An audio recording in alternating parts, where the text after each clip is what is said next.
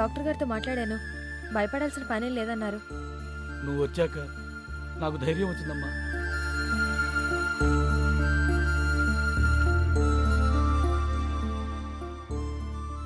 ఏం నాన్న ఇది? నువ్వే ఇలా డీలా పడిపోతే ఎలా చెప్పు? పెళ్ళైన తర్వాత నిన్ను నా దగ్గరే ఉంచేసుకొని నీకు కావలసినవన్నీ దగ్గరుండి నేనే చూసుకుంటాను నాన్న అనేది నీరజ. అలాంటి దాన్ని ఇలా చూడవలసి వచ్చిందే అని నా బాధ. అంతకన్నా ఇంకేమీ లేదమ్మా. నువ్వంటే తనకి చాలా ఇష్టం నాన్న. చిన్నప్పటి నుంచి నీతోనే అటాచ్మెంట్ ఎక్కువ. ఇద్దరి మధ్య తేడా చూపడం కాదు గాని తనకున్న తెలివితేటలకి టెంపర్మెంట్కి నీకన్నా అదే గొప్ప స్థితిలో ఉంటుందని ఎక్స్పెక్ట్ చేశాను. నేను తొందర పెట్టి పెళ్లి చేయకపోతే నిజంగానే గొప్ప స్థితికి వెళ్లేదేమో. చేతులా నేనే దాన్ని గొంతుకొచ్చానేమో. తప్పంతా నాదే. కాదు మావయ్య, తప్పంతా నాది. నేను చేసిన తప్పుకి నీరజ శిక్ష అనుభవిస్తోంది. నువ్వు వెళ్ళి కాస్త పిన్ని దగ్గర కూర్చోమ్మా.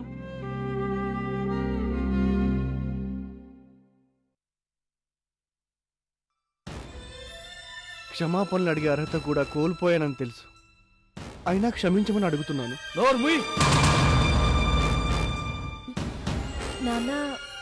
ఇతడి మాటలు నమ్మద్దమ్మా.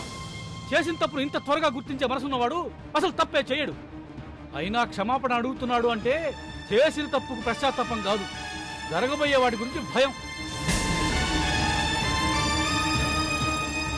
నీరజకు జరగడానికి ఏదైనా జరిగితే జైలు శిక్ష పడుతుందని భయం. ఇన్నాళ్ళు నా పెద్దరికం అడ్డం వచ్చి నా కూతురు కాపురం పాడు కావడం ఇష్టం లేక నోరు మెదపలేదు. నా బంగారు తల్లికి ఏదన్నా జరగరాని జరిగిందో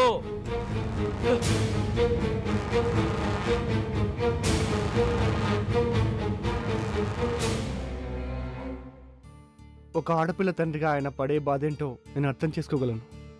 కొన్ని అర్థం కావాలంటే కొన్ని జరిగి తీరాల్సిందేనేమో. ఒరే మధు, నువ్వు చేస్తున్నది తప్పు అని మామయ్య గారు ఒకరే కాకుండా చాలా మంది చెప్పారు. నేను వినిపించుకోలేదు. ఎంతో తలపగరుగా ఉండే నీరజ సైతం నా విషయంలో ఎంతో ఓపిగ్గా బతిమాలింది. కానీ నేను వినలేదు. ఎందుకు వినలేదు అంటే వినలేదంతే. నా తల పగలగొట్టో నా వెన్ను విరిచో నాకు బుద్ధి చెప్పాల్సిన దేవుడు ఇలా చేశాడు. తప్పు దిద్దుకుంటాను హారిక. మామయ్య గారికే కాదు, నీరజకు కూడా నేనంటే పీకల్దాకా కోపం ఉంది. నువ్వు చేసే నిర్వాకానికి ఉండకుండా ఎలా ఉంటుంది? ఆ ఇద్దరికి నచ్చజెప్పి నా కాపురాన్ని నిలబెట్టాల్సిందానివి నువ్వే. నేను మాత్రం నిన్ను క్షమిస్తాననుకుంటున్నావా? క్షమించకపోవచ్చు, కానీ అర్థం చేసుకోగలవు. లేదు మధు, కట్టుకుని భార్యని ఇంట్లో పెట్టుకుని మొగుడు పరాయి ఆడదాని వెంట పరుగులు తీస్తుంటే ఏ ఆడది క్షమించదు. అదే గనక నేనయ్యుంటేనా నీరజ స్థానంలో నిన్ను చూసుండేదాన్ని. తప్పు చేసిన వాడికి దిద్దుకునే అవకాశమే లేదా? ఇదే తప్పు నీరజ్ చేసుంటే దిద్దుకునే అవకాశం ఇచ్చుండేవాడివా? శీలం నిగ్రహం ఆడదానికి కాదు మధు, మగాడికి కూడా అవసరం. రేపు నీరజ్ మామూలు మనిషి అయ్యాక ఆమెచ్చే తీర్పుకు సిద్ధంగా ఉండు. అంతకు మించి నీ విషయంలో నువ్వు గాని మేం గాని చేసేదేం లేదు.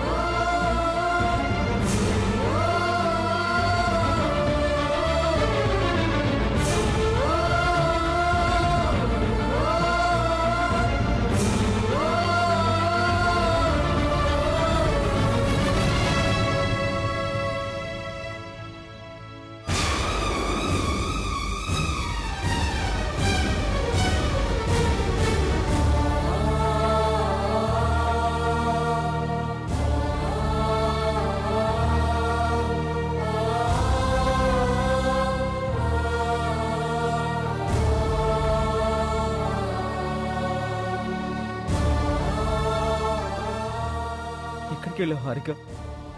ఎక్కడికి వెళ్ళావు?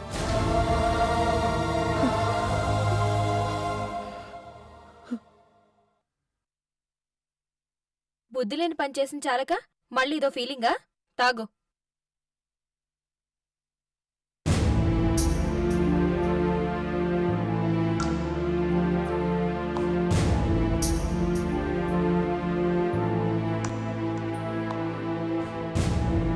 నాకు జరిగిందే నీకు జరిగుంటే ఏం చేసేదానివక్క? మీ బావ అలాంటివాడు కాదు, శ్రీరామచంద్రుడు. రాముడు మాత్రం తక్కువేం తినలేదులే. చెప్పు, ఇలాంటి పరిస్థితి నీకెదురైతే నువ్వేం చేస్తావు? చెప్పలేవు, నాకు తెలుసు. ఎందుకంటే ఇలాంటి పరిస్థితి పగవాళ్ళకు కూడా రాకూడదు, నాకు అసలే రాకూడదు అని కోరుకునే తత్వం మనది. నా మెల్లో తాళి కట్టి వేరే దాని చెయ్యి పట్టుకు తిరుగుతుంటే ఆడదానికి అంతకు మించిన నరకం ఉండదక్క. ఎన్ని రాత్రుళ్ళు, ఎన్ని పగళ్ళు, ఎన్ని వేడుకోళ్ళు, ఎన్ని అరుపులు, ఎన్ని కేకలు, ఎన్ని గాయాలు, ఎన్ని కన్నీళ్ళు తట్టుకోలేకపోయానక్క.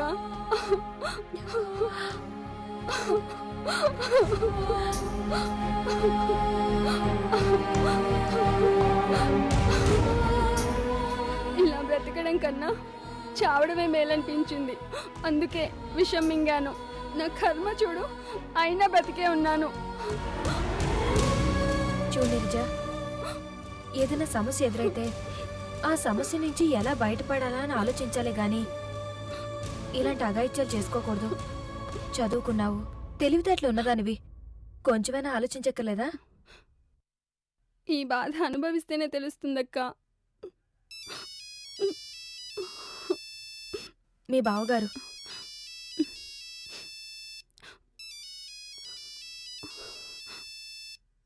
హలో. చెప్ప పెట్టకుండా ఎక్కడికి వెళ్ళావు అసలు? నేనా? చెప్పా పెట్టకుండానా? ఒకసారి ఫోన్లో చూసుకోండి ఎన్నిసార్లు ట్రై చేశాను. ఎప్పుడు? బయలుదేరే ముందు. ఇప్పుడు ఎక్కడున్నావు? మా ఇంటికి వచ్చాను. నాతో చెప్ప పెట్టకుండా పుట్టింటికి వెళ్ళిపోయావేంటి? అక్కడేం కొంపలు అంటుకుపోయాయి? నీరజ విషం మింగింది. వాట్? దిక్కుతోచిన స్థితిలో నాన్న నాకు ఫోన్ చేశారు. మీరు కూడా వస్తారేమోనని ఎన్నిసార్లు ఫోన్ ట్రై చేశారో ఆ భగవంతుడికే తెలుసు. ప్రైవేట్ క్యాబ్ ఒకటి మాట్లాడుకుని పాప తీసుకుని వచ్చేసాను. I'm sorry Harika. ఇప్పుడు నీరజకి ఎలా ఉంది? She's out of danger. నన్ను మాత్రం డేంజర్లో పడేశావు. డేంజర్లోనా? ఎప్పుడు వస్తున్నావు? రేపు బయలుదేరి వచ్చేస్తానండి. నీకోసం రేపటి వరకు ఆగాల? ప్లీజ్, మరోసారి మిమ్మల్ని డిసప్పాయింట్ చేస్తున్నాను. Sorry. It's okay. See you tomorrow.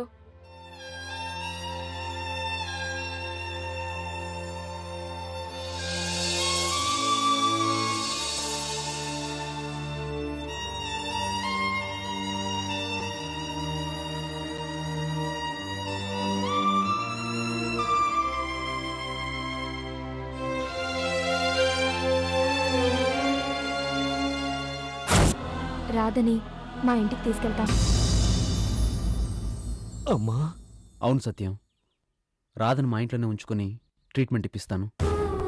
వద్దు బాబు, రాధ సంగతి మీకు తెలుసు కదా, నాన్న అలరి చేస్తుంది. అనవసరంగా మీ కుటుంబంలో పెద్ద గొడవలు అయిపోతాయి.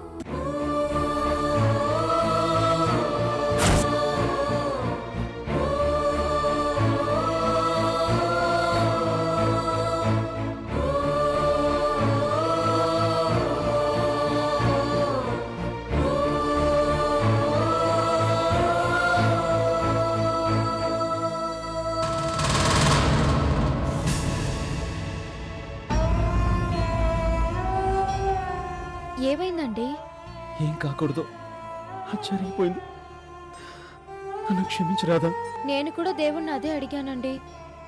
ఏడాది పాటు దూరంగా ఉండమని కోయిదలు చెప్పి 2 నెలలు కూడా కాలేదు. అప్పుడే పొరపాటు జరిగిపోయింది.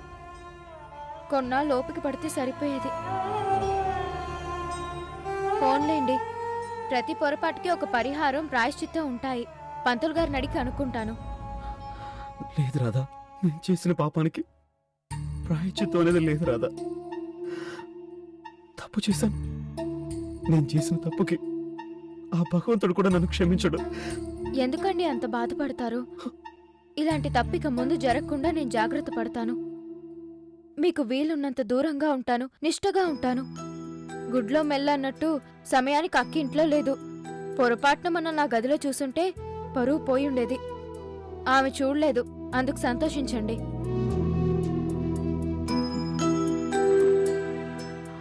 అసలు తనే కనుక ఇంట్లో ఉండుంటే ఈ తప్పు జరుగుండేది కాదు.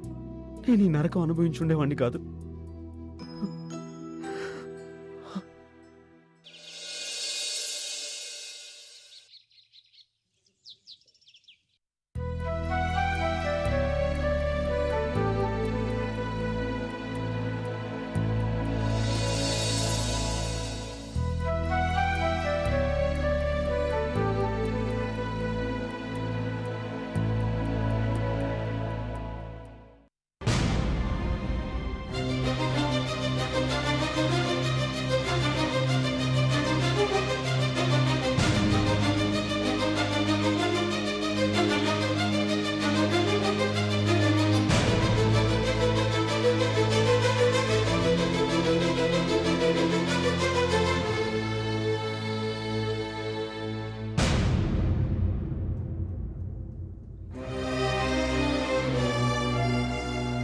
నీరజతో ఒకసారి మాట్లాడొచ్చా హారిక?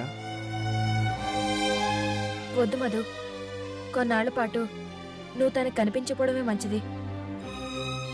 నేను ఎంత పెద్ద తప్పు చేశానో తెలిసాక ఆమెను చూడకుండా ఎలా ఉండగలను? ఆడిన డ్రామా చాలు మధు. డ్రామా కాదు హారిక, పచ్చి నిజం. తెలుసో తెలియకో ఓ తప్పు చేశాను, తెలిసి ఇంకో తప్పు చేయలేను. గాయం ఎప్పటికీ గాయంగానే మిగిలిపోతుందా? అది మానిపోయే క్షణమే రాదంటావా? తొందరగా మారిపోవడానికి నువ్వు చేసిన గాయం శరీరానికి కాదు, మనసుకి. మనసుకైన గాయం అంత తొందరగా ఏం మానదు. ఎదురు చూస్తాను హారిక. నీరజ జీవితంతో ఆడుకున్నంత మటుకు చాలు. ఈ కొదిలే మధు. దాని బ్రతికేదో దాని బతకని. అది పూర్తిగా కోరుకునే క్షణం కోసం నాన్న నేను ఆశగా ఎదురు చూస్తున్నావు. నీ భార్యగా సాగనంపాలని కాదు, మా నీరజగా మా ఇంటికి ఆహ్వానించడానికి. నేను చేసిన తెలివి మాలిన పనికి అందరూ నన్ను అసహించుకుంటున్నారు. నువ్వు అందరిలాంటి దానివి కాదని తెలుసు. నీరజ త్వరగా కోలుకోవాలని, నన్ను క్షమించి నాతో నార్మల్గా ఉండాలని మాట వరుసకైనా ఆల్ ది బెస్ట్ చెప్పు హారిక. చెప్పను. ఎందుకంటే నీరజ క్షమించినా నీలాంటి దగాకోరు మగాళ్ళని నేను మాత్రం క్షమించను.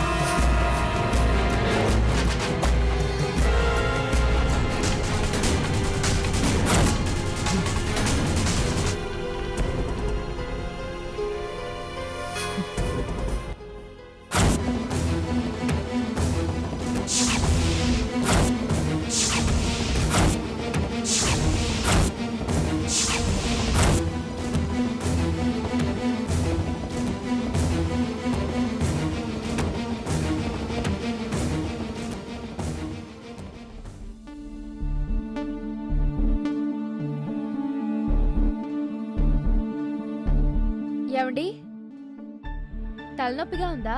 తలపట్నా? వద్దు. మదన చేస్తే తగ్గిపోతుందండి. వద్దని చెప్పానా? హారిక వచ్చిందా? హారిక 4 రోజులు ఉండిపోయే అక్క గురించి ఎందుకండి అంతగా ఆలోచిస్తారు? హారిక గురించి కాదు, పాప గురించి. చూసి చాలా రోజులు అయినట్టుంది. చాలా రోజులు ఎక్కడైంది? ఒక్కరోజేగా. ఒక్కరోజా? కొన్ని 100 రోజులైనట్టుంది. ఒక్కరోజుకే ఇంత దిగులు పడిపోతే అది అమెరికాకి వెళ్ళిపోతే ఇంకెంత బాధపడతారో. అందుకే 4 రోజులు ఉండి వెళ్ళిపోయే వాళ్ళ గురించి అంత అభిమానం పెంచుకోకండి అని చెప్పేది. పాప ఆరోగ్య పరిస్థితి నీకు తెలియదు రాదా? ఇందులో తెలియకపోవడానికి పెద్ద ఏముంది? పుడుతూనే అది పుట్టెడు రోగంతో పుట్టింది.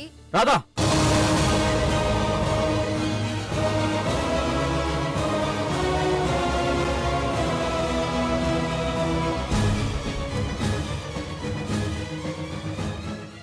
నాన్ గవర్నమెంట్ సంస్థలు బోలెడన్ని ఉన్నాయి.